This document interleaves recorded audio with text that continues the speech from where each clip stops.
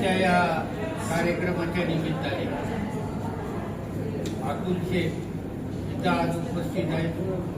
त्याचबरोबर अप्पासाहेब तापकीर, आमच्या श्रीमती कोरेकर मॅडम आणि संध्याताई, त्याचप्रमाणे त्यांचे यजमान रवींद्र दांगट पाटील, विकास दांगट पाटील, महेंद्र दांगट पाटील आणि आता सुरेंद्र दांगट पाटील त्यांच्या अनुपस्थित जाणवते. कोकळे मॅडम आणि इतर सर्व त्यांच्या घरातील जेवढे कौटुंबिक महिला मंडळ त्या काही दिसतात, मला सगळ्यांची नावं नाही सांगता येणार, पण आपण सर्वजण इथे या घरगुती कार्यक्रमाच्या निमित्ताने आणि मापारी साहेब निवेदन त्यांनी चांगल्या प्रकारे निवेदन केलं. अशा प्रकारच्या एका कार्यक्रमाला उपस्थित राहण्याचं एकंदर भाग्य लाभलं आणि या मुलांचं कौतुक, कारण हे सगळे आमचे विद्यार्थी आहेत. गेले 50 वर्ष शिवणे हे आमचं केंद्र आहे. राहायला मी कोथरूडमध्ये 50 वर्ष शिवणे आणि शिवण्याचा परिसर या भागामध्ये आजही आमचं जाणं येणं कार्यक्रमाच्या निमित्ताने. आणि 3-4 वर्षापूर्वी मी रवींद्र पाटील साहेबांच्या घरी गेलो होतो आम्ही दोघेही, आणि हे सगळं कुटुंब पाहिल्यानंतर मला असं वाटलं की काय होत बघा, काय जे माझ्या मनातून बाहेर जे मनातून बाहेर पडलं ते मला तिथं दिसलं. अशा प्रकारे सुंदर कुटुंब. या कुटुंबाचे प्रमुख पाटीलराव दांगट हे आमचे जवळपास माझ्या पेक्षा थोडे वयाने जास्त असतील, परंतु आमच्या सानिध्यात, आम्ही त्यांच्या सानिध्यात असतो. आणि एक वारकरी पंथाचं हे वातावरण असलेलं कुटुंब आहे.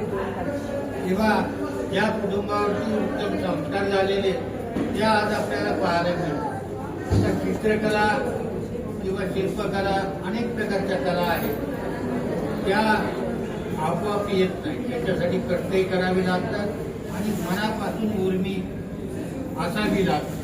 ते एवढं सुंदर प्रदर्शन बरं, एवढे सुंदर चित्र काढलेली पाहिल्यानंतर आज खरं म्हणजे बहुजन समाजामध्ये किंवा विशेषतः मराठा समाजामध्ये ही गोष्ट दुर्मिळ आहे.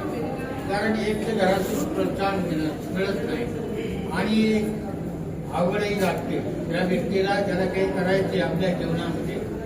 आज आपण जर पाहिलं तर एवढं अजेंड्यामध्ये जी कारण आहे आणि याच कलाकारांनी ही कला जिवंत ठेवली.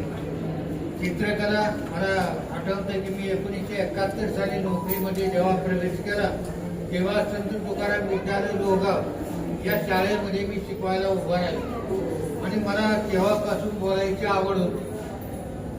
मी वर्गात गेल्यानंतर मी नवीन होतो, माझं वय 21-22 वर्ष. मुलं म्हणजे सर तुम्ही बोलणारा वक्ता काढा.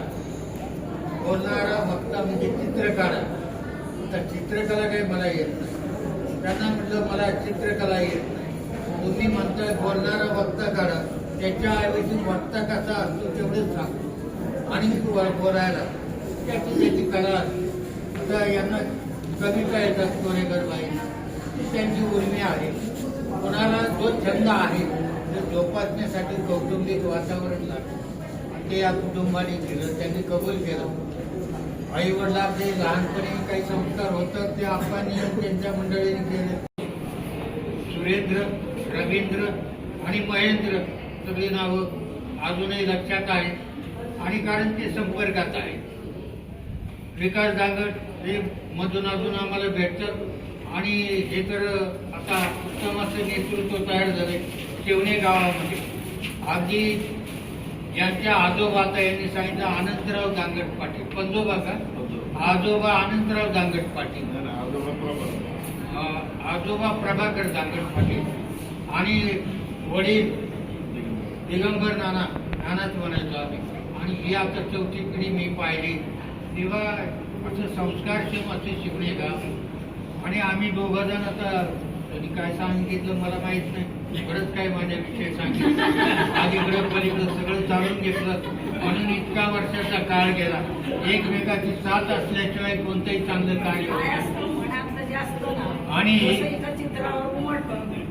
जेव्हा तर हे सगळं सुंदर वातावरण असल्याशिवाय कौटुंबिक या गोष्टी घडत नाही. कारण आता आपल्या कन्यांना आता तुम्हाला सांगायला हरकत नाही की आमचं लग्न झालं 1973 साली. आमचं गाव आज 10,000 लोकसंख्येपेक्षा मोठं घोडगंगा स्टँडवर उतरल्यानंतर एकाने पुढे जायचं, एकाने पाठीमागून जायचं, अशी अवस्था होती. म्हणजे मुलींना किंवा स्त्रियांना कुठले अधिकार नव्हते आणि त्यांना प्रगतीला वाव नसतं. त्यांनी नवरा सांगेल, सासरे सांगतील, सासूबाई एवढंच करायचं. आज तसं नाहीये.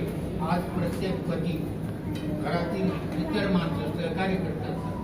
संध्याकाळींना अशा प्रकारचं वातावरण मिळालं, त्यामुळं त्याच्या हातून चित्रकारी चांगली उभी राहील आणि हा छंद त्यांनी जोपासावा, असाच पुढे जावं, त्यांच्या हातून उत्तम कार्य व्हावं आणि खूप मोठमोठे कलाकार चित्रकार होऊन गेले, त्यांच्या यादीमध्ये यांचं नाव यावं अशी एक अपेक्षा धरून आणि आम्हा दोघांनाही कार्यक्रमाच्या निमित्ताने आपल्या या कार्यक्रमामध्ये सहभागी होण्याचं जे निमंत्रण दिलं आणि सहभागी करून घेतलं, त्यामुळे या सुरेंद्र जांगट पाटील, महेंद्र जांगट पाटील आणि रवींद्र जांगट पाटील त्यांनी मिळून दिला होता मला. रवींद्र जांगट पाटील तुम्हा सर्वांना या कार्यक्रमाच्या निमित्ताने शुभेच्छा देतो, बोलावल्याबद्दल आभार मानतो आणि बऱ्याच वेळ आता या बोलल्यामुळे मी माझं बरंचसं काम त्यांनी केलं,